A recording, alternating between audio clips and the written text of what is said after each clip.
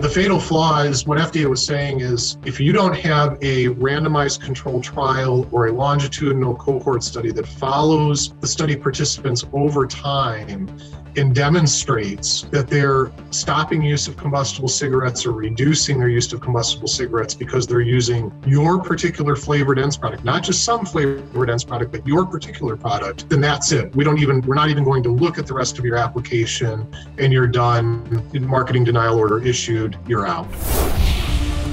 Hi, I'm Brent Stafford, and this is RegWatch by RegulatorWatch.com. For years now, the U.S. vaping industry has lived on a knife's edge as the U.S. Food and Drug Administration blundered its way through the implementation of federal vaping regulations. Last September, the fight appeared almost over when FDA issued marketing denial orders to over 300 vaping product manufacturers, thus requiring more than 5 million vaping products to be taken off the market. Almost immediately, vape companies challenged FDA denials in federal court, and in a decision this past October, a 3-judge panel on the Fifth Circuit Court of Appeals granted a stay to Texas-based Triton Distribution, allowing the company to continue selling its products while the court reviews the FDA denial order. The stay paved the way for dozens of other companies to challenge their denial orders, and more court action is on the way.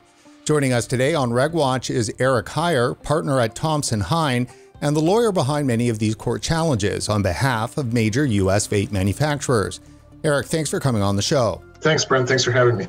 So there's a lot to go through. Let's start with FDA's marketing denial orders. Explain what they are and their impact on the industry. Sure. Well, the Tobacco Control Act that Congress passed in 2009 mandates pre-market tobacco applications for any products that were new to the U.S. market after 2007.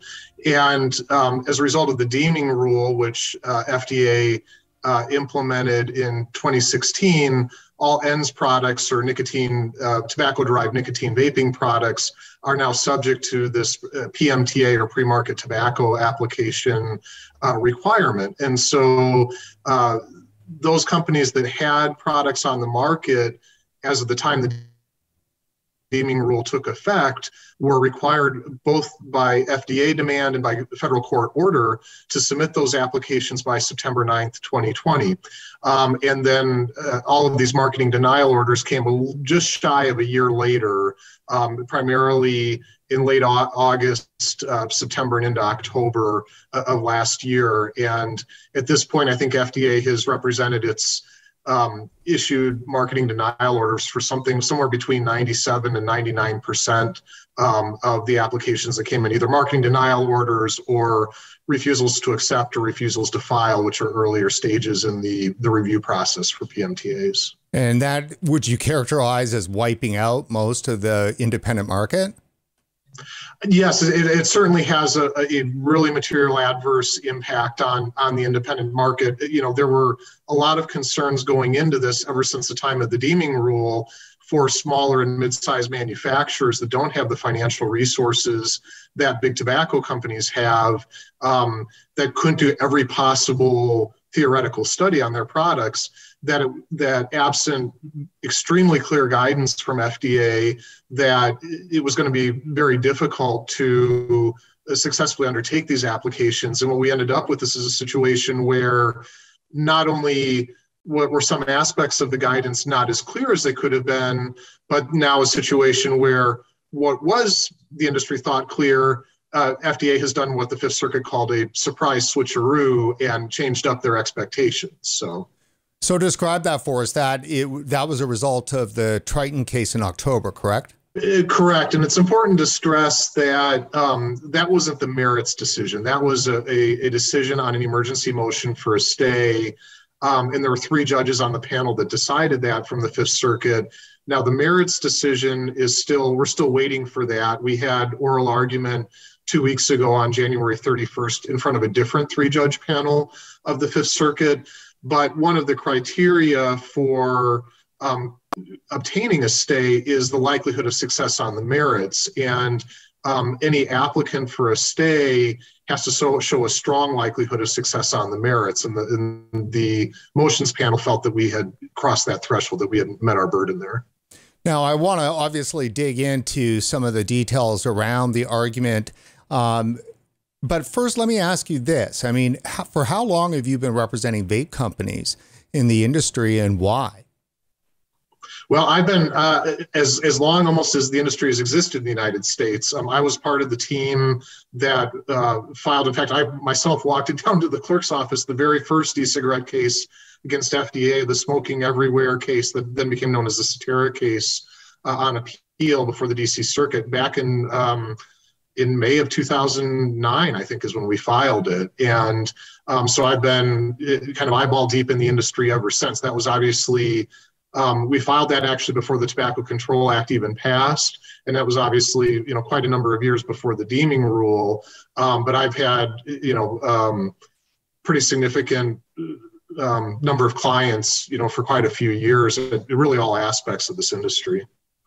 So when you look at the arguments that are working, is this just new? Like, have you finally found the argument that's working?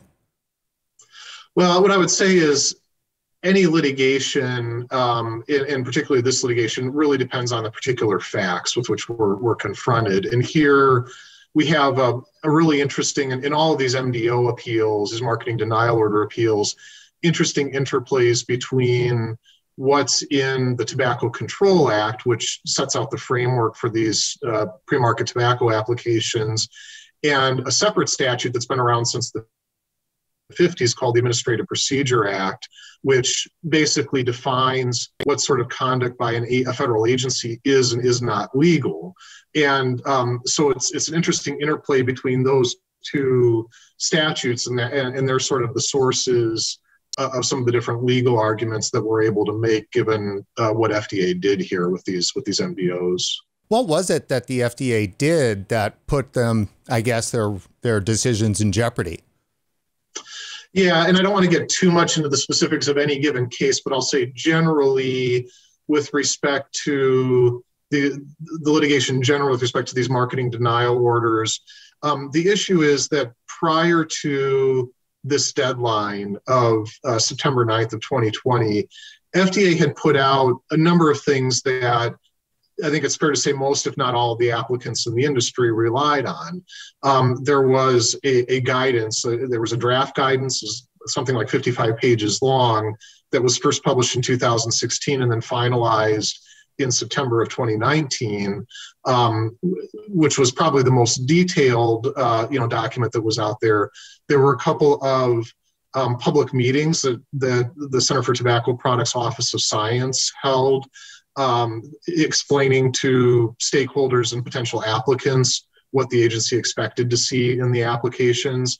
And then there was a proposed PMTA rule that set forth what the agency expected to see in the applications and the process or the mechanism by which FDA intended to go about reviewing the applications as well. Now, that rule wasn't actually finalized before the applications were due because the deadline was accelerated. I think that, my own personal belief is that had the deadline not been accelerated by court order, it's probably likely that would have been finalized ahead of the due date, because originally the due date for most of the products was supposed to be in 2022.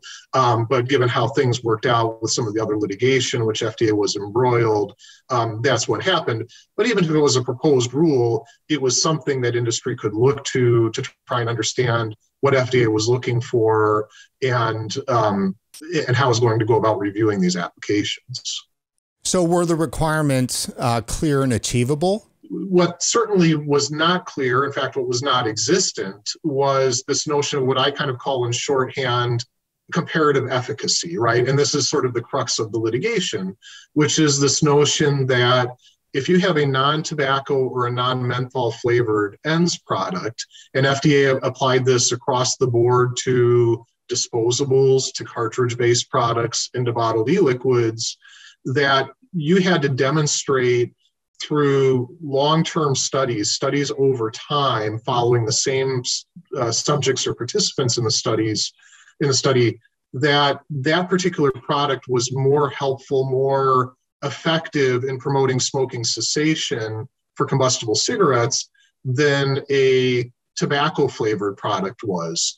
And the issue at its core with that, forget about whether FDA provided any notice to the industry, which it certainly didn't, but an issue that I think exists with respect to that is when Congress set out the pre-market tobacco application standard in the Tobacco Control Act, the standard is it appropriate for the protection of the public health, or APPH as it's called, in the industry.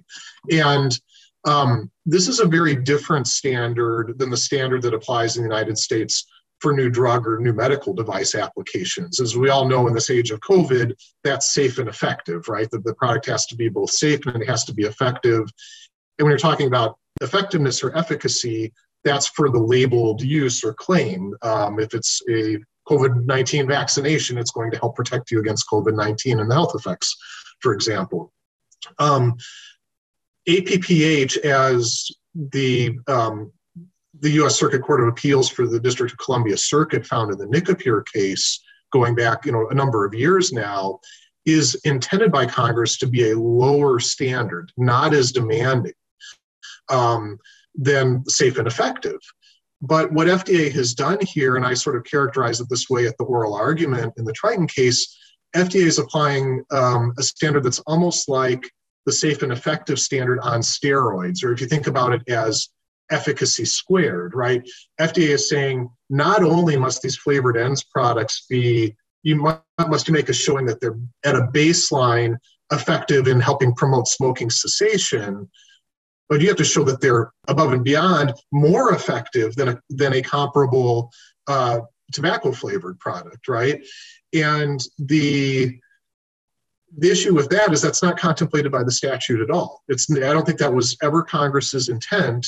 And when Congress intended this to be a lower standard, and so you're sort of flipping the statute on its head and holding these products to a higher standard. And it's important to recall that manufacturers absolutely cannot make any sort of smoking cessation type claim with respect to marketing these products, because the second you do that, and this goes all the way back to that Smoking Everywhere case in 2009 that I talked about a moment ago, the second you do that, you're now in the drug bucket, right? So you can't make a drug claim, but you're held to a higher standard than a new drug is, and therein lies the issue. Right. So FDA is holding the industry, accountable to a smoking cessation claim when the industry is prevented from making such claim by FDA. Right. And not only are you prevented from making a cessation type claim, you're prevented absent once you get a marketing approval order, a marketing granted order, you have to submit another application for what's called a modified risk tobacco product classification, which essentially you have to, the way when you apply for that, you're asking for authorization from FDA to claim that, for example, your product doesn't contain tar or ash. It's some sort of a comparative claim against another tobacco product, not a drug, but another tobacco product. And so even that, you have to go through another hoop, over another set of hurdles. But that's still even in the tobacco product category. And so you can't even make those comparative claims absent that other further approval from FDA. So the notion that we're essentially going to apply something that's more demanding than a drug standard that would apply like to a nicotine replacement therapy to these products just because they're flavored, when we already know that millions of adult former smokers rely on them on a daily basis, is, I think, totally opposite of what Congress ever intended in the Tobacco Control Act. FDA painted with a very broad brush. They essentially have assumed, for purposes of scientific review, that any flavored product, any product that's not tobacco or menthol flavored, is going to intrinsically and inherently attract children and be overly attracted to children. And they basically said, we're not even going to look at marketing plans as part of these PMTs because we don't need to, right? We can just assume, by virtue of the fact that they're flavored, that they're going to be so attractive to children that you have to show a compensating and offsetting benefit in terms of smoking cessation for adults. And that's painting with far too broad of a brush for them not even to look at not only marketing restrictions in terms of the types of the ways that products are marketed and the channels through which they're marketed, but access restrictions as well. Essentially, FDA is saying, we don't care if you only sell your product in an age-gated vape shop. We don't care if you only sell your product in a PAC Act compliant online retail channel where not only do you have to check the age and ID verification of the consumer through a third-party independent database to make sure they're at least 21 before you consummate the transaction, but you have to have your delivery service go and check the ID of the adult and get their signature before you even hand the package over. For them to say that that has no impact on the likelihood of access to youth, it's pretty incredible. So the lack of review of the marketing plan, Triton's marketing plan, was kind of at the heart of the argument for the court case, correct? Yeah, and I don't want to speak specifically to Triton or any specific case, but I would say generally that's something that it appears that across the board FDA said. They said on the one hand, in every single one of these cases, we've seen enough marketing plans to know that for flavored products, it isn't going to make a difference. Yet think about that. If they said that in every one of these cases, what marketing plans did they ever review? If the conclusion was, we reviewed enough to see it's not going to make a difference, and thus we're not going to review it, but for every single one they say that, which did they actually review, right? So that's a question they've never answered, by the way. Well, if you look at what FDA says they've reviewed, they really said we haven't reviewed the marketing plan. So it seems like that really, other than their pre-existing belief or conclusion that there's nothing an applicant can do to sufficiently restrict their products or the marketing of their products to keep them out of the hands of minors, that's sort of an assumption that FDA is taken into this process, it appears. And so that's the sort of the risk side of the equation, right? The risk to youth side of the equation. And then on the benefits to adult smokers side of the equation, that's where they claim that, well, we need these longitudinal cohort studies or these randomized controlled trials, which that's a drug study, right? That is exactly what a drug study is. And it also takes out of the equation the question of consumer desirability of the products. If you look at the types of products that FDA has approved so far and issued marketing granted orders for, by and large, these are products that have no or very minimal consumer following, right? And if what Congress intended was for FDA to really move the needle, right, when it comes to the health harms from combustible cigarettes, you would think, would you not, that you want a product that's going to be attractive to consumers, that existing cigarette smokers are going to find desirable and to switch to. When you're running a randomized controlled trial, you're assigning a particular product to that study participant, right? You're taking that factor out of the equation as well. So I think that's another problem with the sort of, drug plus or drug on steroids approach that they're taking. It's looking at, again, it has to be a comprehensive review, and moving the overall public health needle at the population level is not going to happen if you just have a bunch of products that, I suppose may look good on paper, but that nobody wants to buy, right? And some of them aren't even marketed anymore. What is it from, say, the opinions that have come forward so far that carry across more than just one of these court cases? Right. Well, I would say to the extent that there were similar circumstances in terms of how FDA went about reviewing flavored ends product PMTAs as a whole. If for all of these applications, they basically said the same thing, for example, with respect to the marketing plans, that we don't need to bother reviewing it because it's not going to move the needle. Therein, regardless of the quality of the PMT and that seems to me to be a defect across the board. You can't, on the one hand, say we're going to do a comprehensive 360-degree review of each application on an individualized basis, and then come back and say, well, there's only one thing that we're going to look at, and if that one thing is absent, despite how much the rest of the application may or may not compensate for that one thing or may speak to other considerations, we're not even going to bother to look at that. Again, I don't think that's what Congress ever intended. And FDA itself has said that these were intended to be individualized, comprehensive reviews, not the so-called fatal flaw single factor determination that they could make in a matter of minutes or hours on any given application. So just for clarity, Eric, please reiterate what the fatal flaw was that FDA was saying.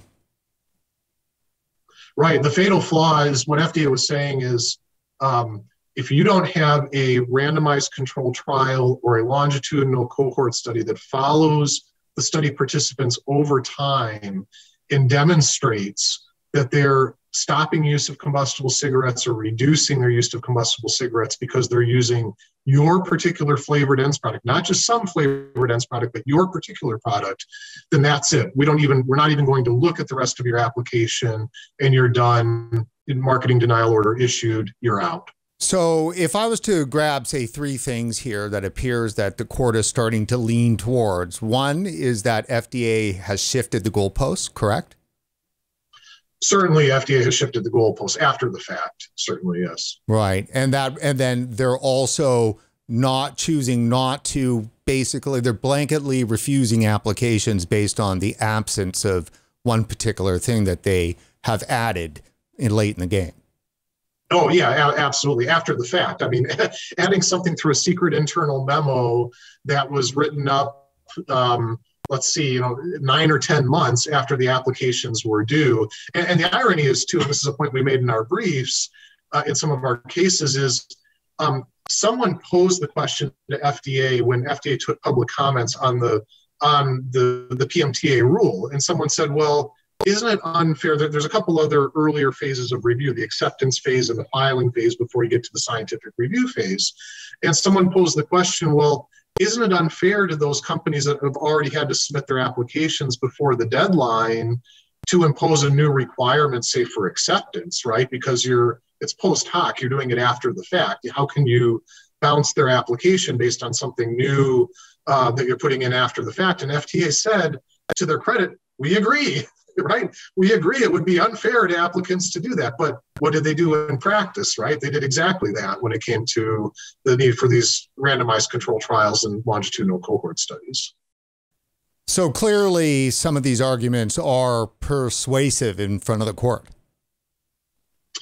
Yeah, I mean, I don't want to pine too much on, what I expect the courts to do or what they've done so far, but if we, my hope is that we'll continue to see more merits decisions that are along the lines of the stay decision that we received in Triton, and that, that the courts actually go above and beyond what they've had to say about the lack of notice and the lack of warning of this new standard and actually engage on this issue about FDA's statutory authority to do what they're doing, this notion of it being a drug standard versus what Congress actually intended for under the APPH standard, and that the courts will engage on that and hopefully provide some guardrails, I think, for this new area of regulation. It's in its infancy. It's only 12 or 13 years old at this point, even younger than that when it comes to ends products.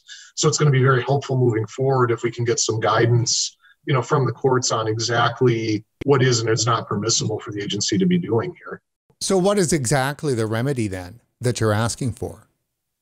Well, with respect to Triton, what we're saying is, and it gets a little bit complicated, is we're saying, look, if you agree with us that FDA lacks the authority to even demand this, then the agency has to go back sort of to square one, right, to what people expected they were going to do before we had the surprise switcheroo. But if the court sort of gives us half a loaf and says, well, we agree with you that they didn't give you proper notice, procedurally this was defective, but they do have the authority to demand these types of studies, then what we've said in some of the different cases is we've said, well, we would need time to go back and perform those studies because obviously no one knew ahead of time that they were required. And in some of the cases we've said, it seems to be proper that FDA would have to go back through a notice and comment process and actually amend the final PMTA rule to add this because it's not there, right? And it is in fact, what they said in the final PMTA rule is that there is no one sort of, for lack of a better word, fatal flaw, right? There's no one thing that for all ends products or even a specific subset of ends products that is necessary thing that you absolutely must have. And that's clearly what they've said in issuing these MDOs. So we've contended in a number of our cases that if they want to continue applying this requirement, they should be forced to go back and go through the notice and comment process and amend the final PMTA rule before they can go back and then give people opportunity to conduct the studies to satisfy it. Because the problem is when you're making policy and setting hard and fast requirements by press release, I mean, that's no way to regulate a sophisticated industry like this. And that's unfortunately what FDA has done up to this point. Let me ask you this. Justice Brett Kavanaugh weighed in on the Breeze Smoke application for a stay. What was it that Justice Kavanaugh said? Well, he didn't really say anything. I guess is what I would say. That was also a stay application that was denied by the Sixth Circuit, and the petitioner there appealed to the Supreme Court. Now, it's important to remember that when you have a motion like that to the Supreme Court, because it is the Supreme Court, it's not automatic that they'll take it up. You have to petition for what's called certiorari, and you need at least 4 of the 9 justices to agree to take the case. So the motion was denied without explanation. It could be for a plethora of reasons. It could be that there weren't the 4 justices to agree to take it up. It could be a point that FDA, I think, made in the briefing, as FDA suggested, look, these are disposable products that were introduced in 2019. So they weren't entitled under the deferred enforcement policy that FDA's had in place to be marketed anyway, right? So what are they doing moving for a stay? I mean, that we don't know exactly what the court's rationale is. All we know are some of the arguments that were raised, but that could very well be part of it as well. So I would not read, and the other thing too is when the Supreme Court decides whether to take cases, sometimes they'll look at, is there what we call a circuit split, right? If the Fifth Circuit in Triton is held one way and the Sixth Circuit in that case said, well, we don't agree with that logic, at least with respect to the case in front of us, maybe that starts to be the beginnings of a circuit split. But there's also a laundry list of reasons as to why I think the cases were distinguishable coming out of the circuit courts. And usually when the Supreme Court takes on a case, they want a very well-developed and mature circuit split. And certainly that wasn't the case here. It wasn't like we had 4 circuit courts on one side and 3 on the other, right? And so we don't know at the end of the day the reason why they didn't take it up, but I would not read anything significant into that really one way or the other. Could have very well just been a decision not to take up the case because it wasn't sufficiently mature in terms of what happened in the court below.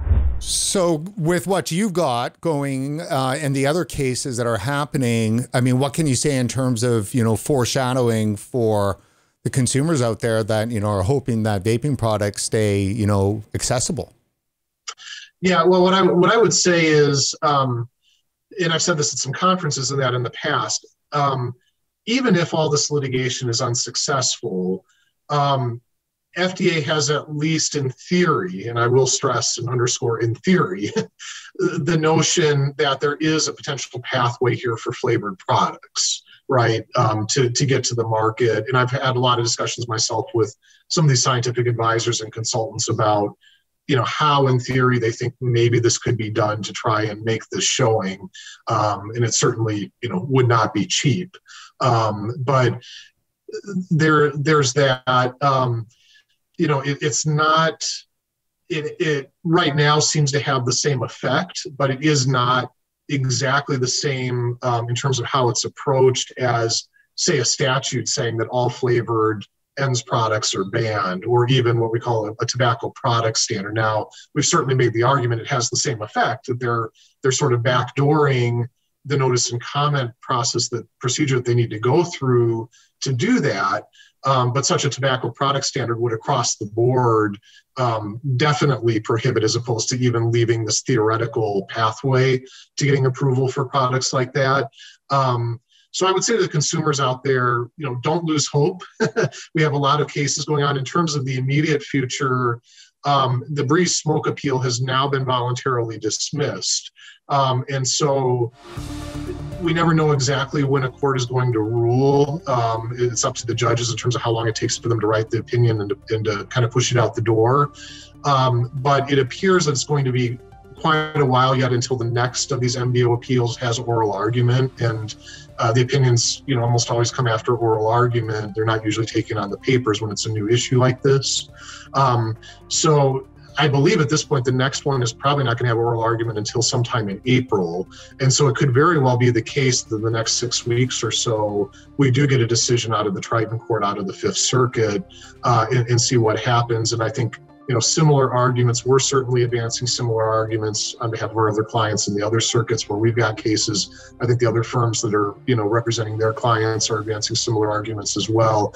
So hopefully what we will see is a unanimity of decisions that all come out the same way and say, not only was FDA procedurally defective in terms of what FDA did here with this surprise switcheroo after the fact, but that FDA lacks the statutory authority to even demand the sort of drug type study and drug type evidence.